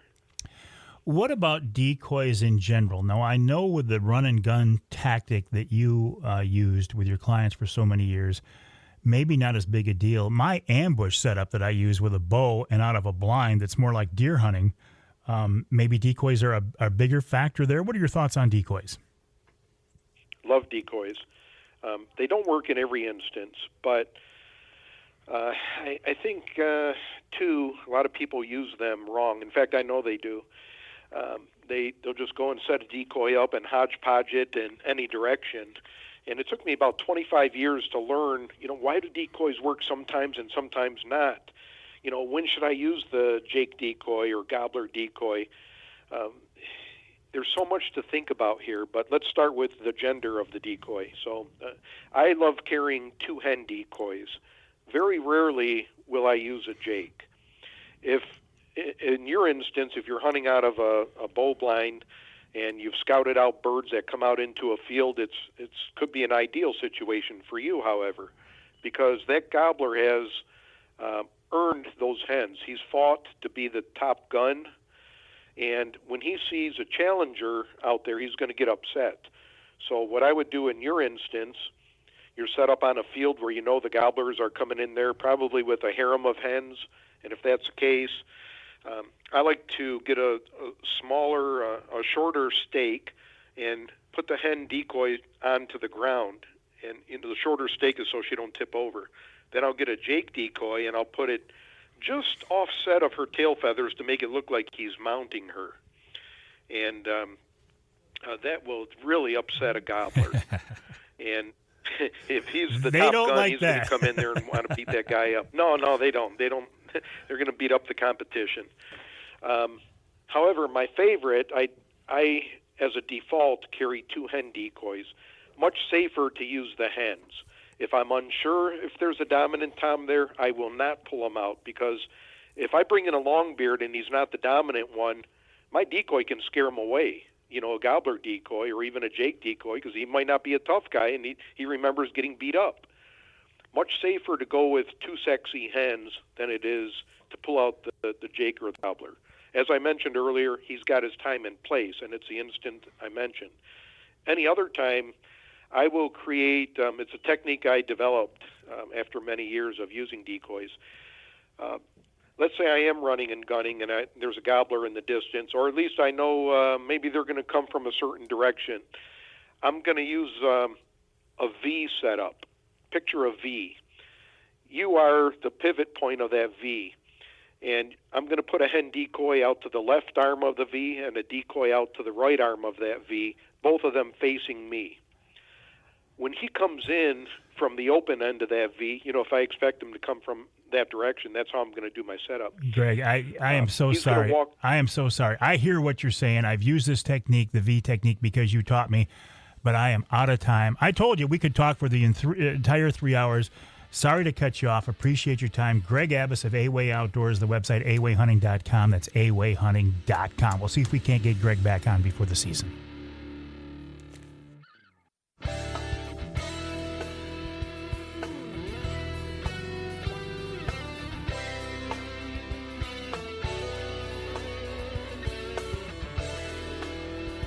Welcome back to Outdoor Magazine. My name is Mike Avery. I do certainly appreciate you taking time out from your schedule to listen to either the broadcast version of the show or the podcast version. Thank you. A lot of things vying for your time, your attention. The fact you're hearing my voice means a lot. It also means a lot to me that over the years I've had the ability to make so many great friends, like this hour, including Greg Abbas, who I just got off the phone with, and now wild game chef extraordinaire, Dixie Dave Minar. I'm telling you, Dave is a very interesting guy. He's a very humble guy. He's a sweetheart of a guy. The nicest guy you could ever ask to work with or be friends with. And when you get him in the kitchen, he is an absolute master. David, welcome back. How are you? For the kind words, Mike. Well, listen, it's easy to talk kind words about a kind man. What do you have for us this week, Dave? Well, we got on page 29, we got the fish almondine. We sold this at the restaurant with walleye, and it was one of our big sellers when we made this for a special. So this is going to be for walleye. So you need about 8 to 10 ounces of fish per person. And this is a recipe for 4 portions: half a stick of butter or margarine, 1 juice of a lemon, half a cup of white wine, a couple tablespoons of chopped parsley, 1 to 1.5 cups of toasted almonds sliced. What you're going to do is buy the sliced almonds, and in the 350-degree oven on a cookie sheet, you're going to brown these up, and you want to toast them up nice and just golden brown, not too dark, because they have a really wonderful flavor once you brown them off like that. You need 2 beaten up eggs, flour to dredge, and olive oil to saute. And you're going to take some of this flour to dredge with, and you're going to mix it with a little bit of almonds. I'll explain that in just a second here. So in a blender, you're going to pulverize almost all the almonds, about 3/4 of the almonds, to a medium fine consistency, and then mix it with a half a cup of flour. If you're going to leave the skin on the fillets, remove all scales, but if not, you could skin it, and it works out just perfectly, same way. Remove the line of pin bones, dredge in flour, then the beaten up eggs, and then roll it in the almond flour mixture. But after you pulverize the almonds, you lose a lot of the volume that you had before you pulverize it. So in a small amount of olive oil, in a medium pan, not too hot, this will burn. You have to really be on top of it. So you want to place the fish skin side up, turn over when golden brown after maybe just a couple of minutes. Cover and cook slowly. So you don't want to burn this. Whatever you do, place the fish on warm plates, check it off, and you just want a golden brown. Thin fillets cook faster, I should say. Wipe the pan with a paper towel, add the juice of the lemon, the white wine, the butter, half the parsley, and reduce till thick and creamy. Spoon the sauce on plates and set the fish on top, and sprinkle with a couple of more of the toasted almonds and sprinkle with a little bit of parsley. This is a very elegant and beautiful dish, and you're going to just amaze your family when you make this. It just comes out so killer. Oh, yeah, this is a good one. I remember this. You mentioned whitefish. You mentioned walleye. What else could we use with this recipe, Dave? You could use snapper. You could use sheep's head. Your old buddy sheephead. Right. Basically almost any of the saltwater fish. Mahi would go good. Grouper. What about, and you've mentioned this before, but we've got a couple of minutes right here that we can talk more. How do you know when fish is done? Because, boy, underfish cook is, I hate it, and overfish cook, overcooked fish, you don't want that either. Right. Well, it's just something after you cook fish for a while, you get the hang of it as to how it's done. If you push on it and it feels firm, then that fish is done. If it feels soft and spongy, because it hasn't cooked through yet, that's your kind of guideline. So you can take your finger and push down on it. This would be really good with salmon, too. Oh, salmon, yeah. And will fish continue to cook after you take them off the fire, off the heat source? Oh, yep. for about a minute or two because it's cooking through. So because what we've got this fish in the flour, then the beaten up eggs, and then with the olive oil in a medium pan, not too hot. So it's going to take a couple of minutes, and that's going to just about cook it through. So, and then when you put it on warm plates, it's going to continue cooking for about a minute or two. Excellent. And if you got whitefish or walleye, they're nice thin fillets, and they're going to cook through faster. Sounds good, David. Appreciate it. Wild game chef extraordinaire Dixie Dave Minar. You can find him at the King's Dish in Standish. Stop by there, check him out. Tell him you heard him on the radio show. Have him come out of the kitchen and say hi. Take a picture with Dave. He's an icon in the world of wild game cooking. My name is Mike Avery. This show is Outdoor Magazine. My website, MikeAveryOutdoors.com. My email address, Mike@MikeAveryOutdoors.com. Wednesday Night Live coming up Wednesday, April 15th at the Lumberjack Restaurant, 989-343-0892 for reservations.